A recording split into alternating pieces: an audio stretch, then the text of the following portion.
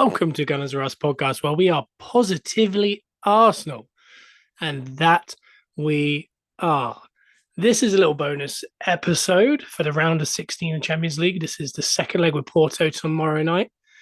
We thought it'd be good to do a little preview pod just to get you kind of jazzed for the game, but I'm on my own. I'm not very well, so I do apologize if I cough or if I'm short of breath.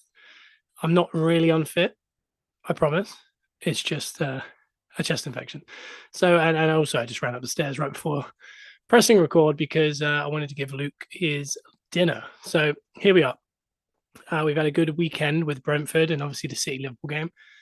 This Wednesday, we'll probably get to all this with Joe and potentially Simon because the title race is within 1 point of each other. So it's definitely a talkable subject. So we'll get to that. And obviously, we haven't got Arsenal next weekend. We haven't got Arsenal the weekend after because the international, and then we're back into the huge game with Man City at the Etihad. So a lot to get into do this week. I'm going to have a little brief comment on it before we start the round of 16 stuff, just because it's so fresh in the memory.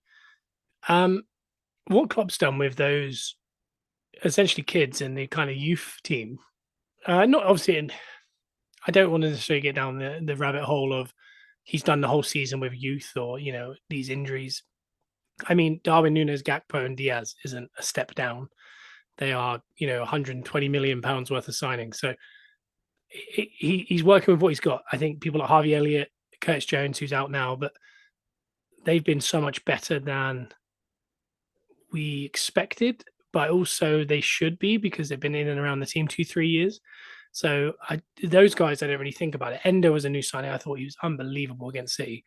And it has been all year, really. But as far as it's more the newer guys that are coming in, the names that I don't even know because I'm not a Liverpool fan, they've been really impressive because when you look at the run in last year with Arsenal, we went from Saliba to Holding and we crumbled. So for them in the last 10 games or so to go from the likes of Robertson, Trent, Kanate now, Matip, down into this second level, but not even, they're not even going Kanate to Matip. They're going Kanate down to, and I can't remember his name, but the centre back that played yesterday. It is wild that he is getting so much out of them. And literally at times, City is the most confused I've seen them on a football field. They were just all over the place. I wish Arsenal get that kind of team. But again, it's not because Liverpool got lucky. I mean, they created that atmosphere. They created that kind of confusion that allowed them to have, 4 or 5 sitters that Diaz potentially missed all of them. And obviously, Doku could have won it for City as well. But I mean, Liverpool had them they look so ordinary. And it makes you wonder, are they as good as they have been? And usually we're saying this in the first half of the season. With 10 games to go, this time last year, they were in amongst the start of a 15-game winning streak that led to them to a treble. And we started to drop points to Southampton, West Ham, teams like that.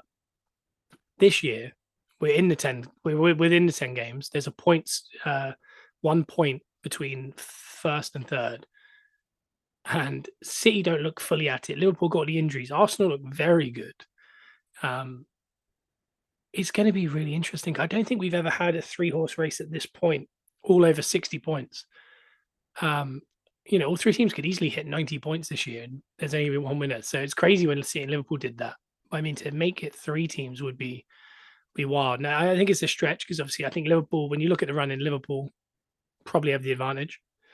When you look at being as good as they are and been there, done it, you're looking at City being the best. And then if you're looking at current form and being top of the league, it's Arsenal.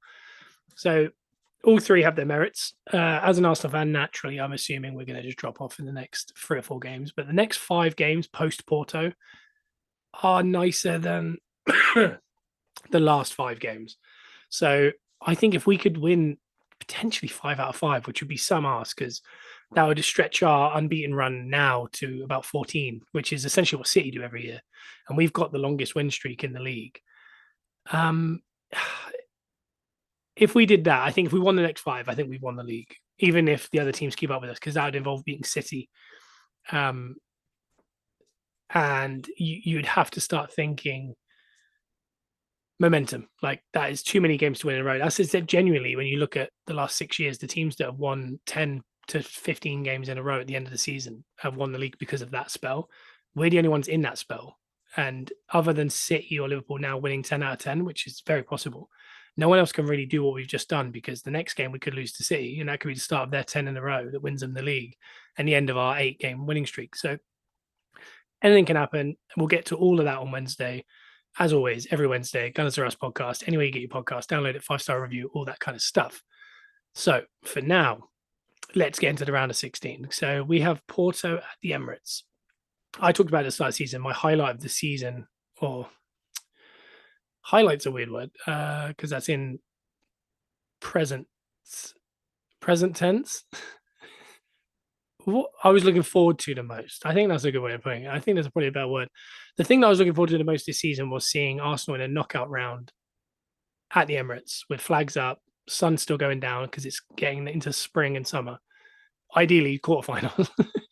But I mean, to see it once again, like I said, I haven't seen us win a knockout round since I was 18. I'm 35 now, so and I'm still waiting because the first leg we were down 1-0. So we're looking. We have to overturn the 1-0. They've gone away and beaten their title rivals Benfica 5-0. We've gone on a couple games. We've scored a lot of goals. Their managers come out and said a couple of things of beating 5 or 6-0 to relegation fodder. And we're out here beating our rivals 5-0. We're not scared of them, etc. That's absolutely fine. I like that just because I think it might add it. If you've seen the Amazon doc, I can't imagine Arteta's not showing these snippets to the players, and I'm sure it does get them fired up to an extent. But I think all these games have definitely been a dress rehearsal for this Porto game to get early goals, to get a lot of goals, to go 3-0 up and say it's 0-0.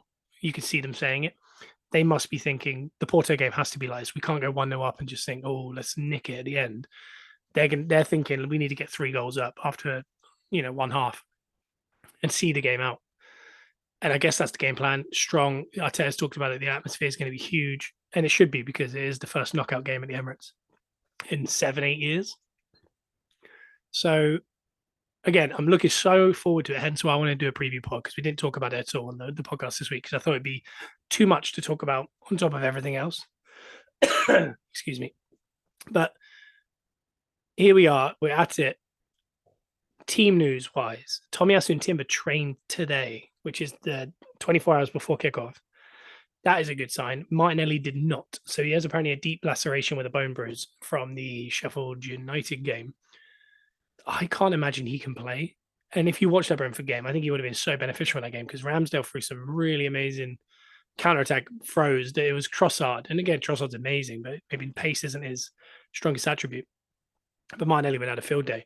I don't think Porto will give us that kind of room, but I think Brentford were the closest thing that we've got to Porto since the last game. The way they played, they tried to slow the game down. They were walking into corners. They were, going down a lot with cramps and injuries and stopping the game. The ball was in play less than 50% of the time this week. And I'm sure Porto are going to push those numbers. This year, there's been 5 games that have been less than 50% of the time of the match. The ball's been in play, and 2 of them have involved Arsenal. So we've got used to it. Teams do this. Newcastle did it last year with 67% of the game was not in play, which is just crazy. But I think this Brentford game was very similar to how Porto will be. Super dangerous on the counter, physical, lots of stoppages in play, a lot of slowing it down, making sure we get no momentum. And we overcame it with 2-1. Again, 2-1 wouldn't be good enough. It would take it to extra time because of the lack of away goal, but aggregate would be 2-2. We have to do better than we did there. And in the last 6 games, that was the most we struggled, and that was the most that was similar to Porto. And again, we played Porto in this last 6-7 games, and we also struggled there. We created a lot of good chances, missed a lot of good chances, but we eventually got undone. I'll be interested to see the team. Obviously, Ray will be back in. We'll talk about it on Wednesday, the Brentford situation, because on Wednesday we'll talk about the Porto game and the Brentford game and just the title race in general, because we've got nothing to preview other than the Premier League games. So we'll get more into it. But I mean, you got to think it's going to be Raya. I think Kivior deserves it because he's been unbelievable since he's come in. Saliba, Gabriel, so important. Right back will be Ben White again. 2 assists. He's got 3 assists and a goal in the last 3 games. That's unreal from a right back. I think it is a Jorginho game, and he'll play with Rice as the left A, Odegaard right. I think Havertz deserves to be up top with the way which he's played in that winner against Brentford. And I think it'll be Trossard and it'll be Saka. There's a question mark to Trossard. I wonder if he plays Jesus out wide just to be more unpredictable because obviously Porto have got an idea of how they're going to deal with us because they've just done it.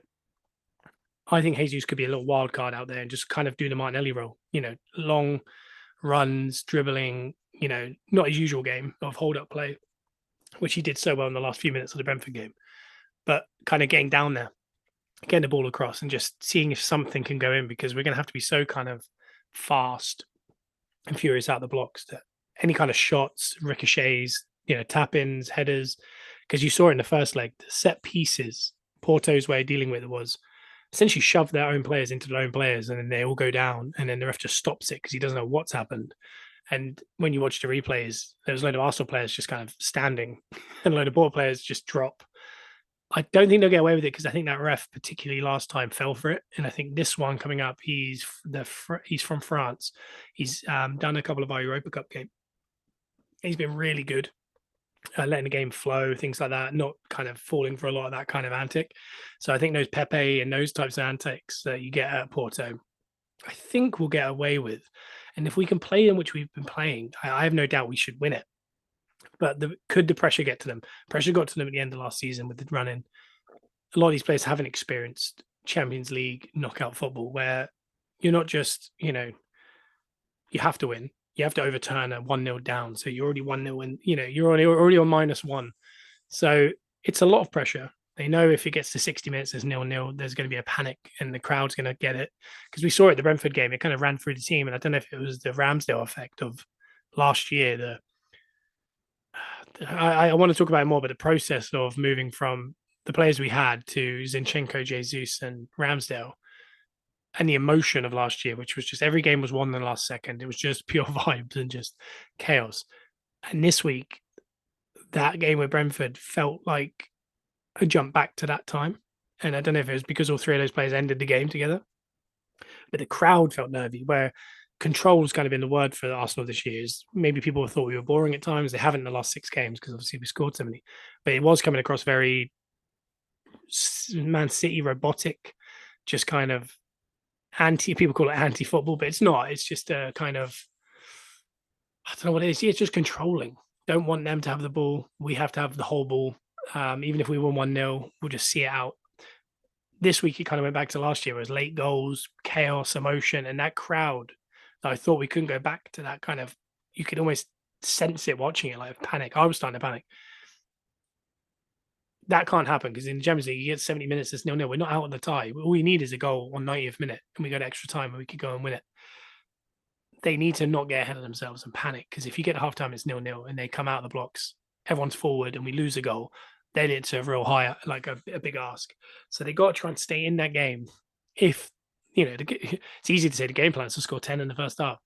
If they don't get 2 early doors and it makes Porto have to come out, therefore there'll be spaces to kind of exploit. They have to keep their head right. And they didn't in the first leg because we always said we would learn from our mistakes of the Europa, which was it's half a game, the away leg. 95 minutes of 94, we have the ball. All you have to do is clear it or just run it out. And instead, I think it was Martinelli went for a crossfield pass that, again, if it worked out, which was very close, we had 3 players on goal and we could have won that first leg. And again, everyone would have been saying that's genius. We won the first leg away from home. Now we just got to get an early goal and, the game's over, basically. Instead, he does it. It gets cut out. The ball goes there. We cleared it 3 times in 30 seconds to them. And they eventually scored like a awesome, like long ranger. You can't do that because you have to know it's not one game, it's 2 games. You can't throw it all away. It's half time. You don't if it's 46 minutes on a regular Premier League game, you don't put 10 men forward just to try and get a goal before half time. It's halfway. But they haven't obviously learned that from their experience in Europa because we did that in Europa and then we've just done it in the Champions League and it's put us in a 1-0 deficit hole. So what we need to do now is come out strong. Atmosphere has to be big. The players have to play the way they've been playing, which, you start to think, is it a purple patch or is it just we're getting better?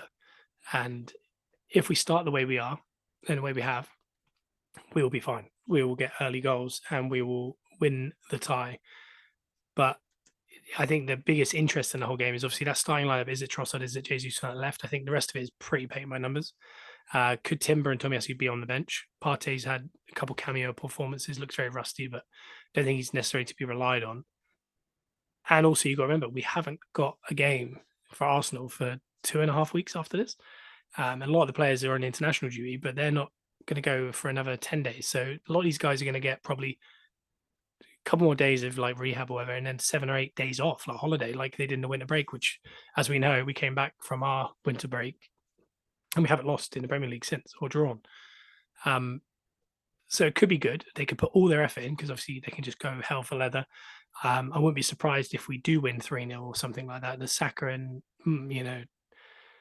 Saliba, maybe Rice go off with little injuries, quote unquote, because this is notoriously where Ferguson, Klopp, Pep, and these guys pull a lot of players from the international break in March when they're in a run in.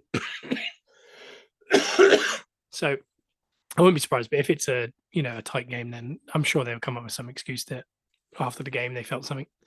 But they can put maximum effort in because they are not playing in 3 days' time like a lot of the teams are. So half of the teams are playing in the Premier League, half of them are playing the FA Cup. We're not in anything, so it's just everything is in that game, and then they can go away, recover, and come back for that almost like a mini Premier League season of 10 games to end the season, and hopefully can continue in the Champions League if we can get through Porto, which again is a big if, and I don't genuinely know what's going to happen. I think if they're as stubborn as last time, I do think it could get to 70 minutes of 0-0 and the atmosphere changes and everyone gets very nervy. I could also see us doing what we've been doing with a lot of teams and blowing them away in the first 25 minutes.